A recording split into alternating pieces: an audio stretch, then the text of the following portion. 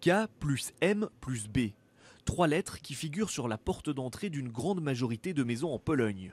Ce sont les initiales polonaises du prénom des 3 rois mages, Kacper, Melchior et Balthazar. Par cette inscription, les familles catholiques de ce pays célèbrent l'Épiphanie. Ce signe extérieur doit faire prendre conscience aux personnes qui passent devant cette maison qu'ici vivent des chrétiens, des gens qui ont accepté le Christ et qui vivent avec lui au quotidien. En 1960, le régime communiste a aboli le jour férié consacré à l'Épiphanie en Pologne. Il a fallu attendre un demi-siècle pour que ce dernier soit rétabli. Le 6 janvier, les catholiques ont le devoir d'aller à la messe, au cours de laquelle ils achètent un sachet contenant de l'encens et un morceau de craie.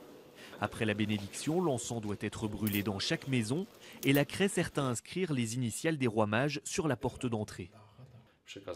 Mes grands-parents ont transmis la tradition à mes parents, qui me l'ont retransmise après. C'est très important dans ma vie de fidèle. Une tradition bien plus récente, c'est la reconstitution du périple des rois mages. Celle de Varsovie se tient depuis 4 ans et rassemble des milliers de spectateurs. Pour toutes ces têtes couronnées, c'est l'occasion de voir de près de vrais chameaux, mais surtout de vrais rois mages.